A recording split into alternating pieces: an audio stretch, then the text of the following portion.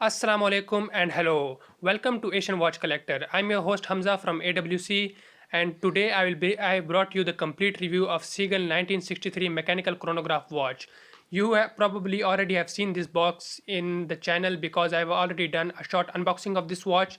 If you want the unboxing of this want to see the unboxing of this watch, I will leave a link in the description or somewhere in the video which you can click and you can see the unboxing. So in this video I will not cover the box contents or the unboxing of this watch. I will directly start with the review of this watch, in which I will cover the technical specifications, some of the pros and cons of this watch, the dial finish, the case finish, and some of the history related to this watch.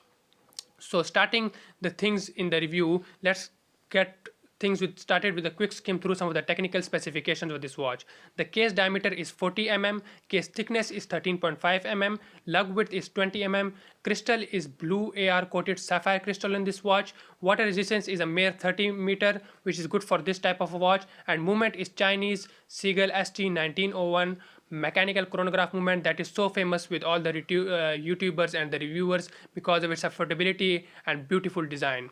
Now let's talk about the case of this watch. So the case is all made up of 316L stainless steel. The finish on this case is completely high polish finish, and the lugs, as you can see, they protrude out from the case, so that gives this case a little bit of a vintage look. But it also due to these long lugs, it may wear a little bit bigger than its actual size. On the other side of the case, we have got three buttons. The two pushers above and below the crown are for the chronograph function, while the crown here is only a push-pull crown. I would have preferred a screw-down crown to add the water resistance more from 30 mm and make it 100 mm, but for this price I cannot complain for the simple push and pull crown. So these it's also a completely high polish finish on this side of the crown as well. The bezel here is a fixed bezel. It's also finished in high polish finish. Now let's talk about the dial of the watch. So the dial color, let's talk about the dial color. So the dial color is champagne in some lighting. In direct sunlight it's a champagne color, but in some lighting it's more of a silver. There is a champagne touch in it, but it's more of a silver color.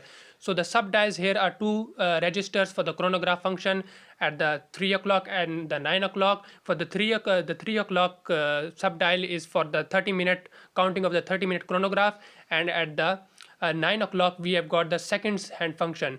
The large second hand here is for the counting of the seconds of the chronograph watch. Now the indices are applied indices gilt color. There are Arabic numerals as 12, 2, 4, 6, 8 and 10, and there are monster indices, monster type of indices, the Seiko vibe going on there at the other places, and there are no indices at the 3 and 9 o'clock position. There is printing of 21 Zuan, which mean 21 joules below the 12 o'clock with a red star, and there's some Chinese printing above the 6 o'clock. We have got a printed chapter ring around the dial, and the hands here are blue hands. All the hands are blue in color. These hands are luminous, but in some models, depending on the configuration, this has got different heads as well, which are not lumed. So the crystal protecting the timepiece is a sapphire crystal. It's a blue AR coated sapphire crystal. There's not much AR, but there is some little bit of which you can see when the watch is worn at different angles and shown at different angles. So the strap or the bracelet here supplied from the factory is a simple nylon strap, which in my opinion is not of very great quality. It's a bit cheap, and the buckle on this clasp is also a high polish, which is a very fingerprint magnet. But the seller has been kind and provided me with an extra leather strap, which is very soft and supple. It's of better quality, and it's got those quick release spring bars which add to the value of this watch, to the value of this strap, which you can easily remove without using tools. So that's a good option, but I will prefer to wear it on this leather strap. Now let's talk about the case back and the movement of this watch. So the watch has got an exhibition case back with information regarding the timepiece printed on it, the 30 mm water resistant printed on it, and some Chinese language printed on it, which I cannot understand because I'm not a Chinese. So at the heart of this watch is the famous Chinese 21 joules mechanical column wheel chronograph movement, the Seagull ST1901. It beats as 21,600 beats per hour with 6 ticks per second sweeping movement of second hand. It has a power reserve of 45 hours and a stated accuracy of -10 to +40 seconds per day. If you see the movement to the exhibition case back, you observe the beautiful blue screws which add to the beauty of this watch. This movement is an eye candy, and I will not mind to wear this watch upside down and gaze at it for long hours. And for the price, I don't think you can find any other watch with such a sophisticated and dashing engine. Also, it may be the only affordable mechanical chronograph movement available today. And if you see a mechanical chronograph watch below $1,000, chances are it has the Seagull ST19 chronograph movement. Let's talk briefly about the history of this watch and movement. In 1961, the Chinese government ordered the Tianjin factory, also known as Seagull Tours, to create a watch for pilots of the Air Force of the People Liberation Army. At the same time, the Swiss company Venus was selling all its tools and equipment used for the making the mechanical chronograph caliber 175 movement. The Chinese were more than happy to buy it because they were looking for a mechanical chronograph, so the first version of the 175 made by the Tianjin factory was known as the ST3, but a 19-joule version of this movement was developed later.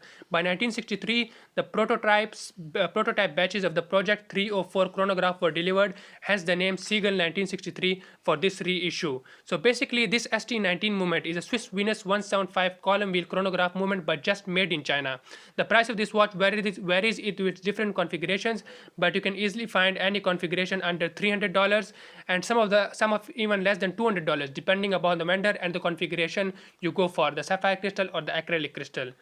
Let's now talk about the function of this watch. So when you push the pusher above the crown, you will start the chronograph function of this watch, and you can see the second hand, the main second hand moving, and now you push the same pusher again. This will stop the second hand, the main second hand for the chronograph function, and as you push the pusher below the crown, it will reset the chronograph quickly back to the 12th position. The crown here is at first position, it winds the mechanical movement and gets the power reserve at first position. At the second position, you can as you can see, the second hand does not hack when you pull out the crown, so it's not a hacking movement, but you can at the second position you can easily adjust the time to your time, but it's not a hacking movement. That's a bit of a drawback for this movement. Let's discuss some of the pros and cons of this watch. The things I like about this timepiece are firstly the gorgeous ST1901 column wheel chronograph movement, secondly the beautiful blue hands and champagne dial with splashes of red here and there with that red star also popping from the dial, and lastly the price. There is no other mechanical chronograph movement available in the market for this price. It's such a great value for money. Honestly, there is not much I don't like about this watch, but just for the sake of it, I will mention a few things. Firstly, the factory NATO strap that comes on this watch is crap. I mean, it's very low quality, and I immediately replaced it with a provided leather strap which is nice and supple. And secondly, I would have liked it if it was a screw down crown with 100 meter water resistance, but I know it's too much to ask for it in this price range. So this was a short review of this special Chinese watch. Now what about it? Should you buy it? Should you consider it, or should you completely ignore the watch? In my opinion, if you are looking for an affordable mechanical chronograph watch that looks stunning and has a rich history, then it's a no-brainer. You should definitely buy it. That was it, guys. Thanks for watching this video. If you like it, give us a thumbs up and let us know in the comments if you want us to improve something. Do subscribe the channel and press the bell icon to get updates about our upcoming videos. See you in our next video. This is Hamza signing out. Allah Hafiz.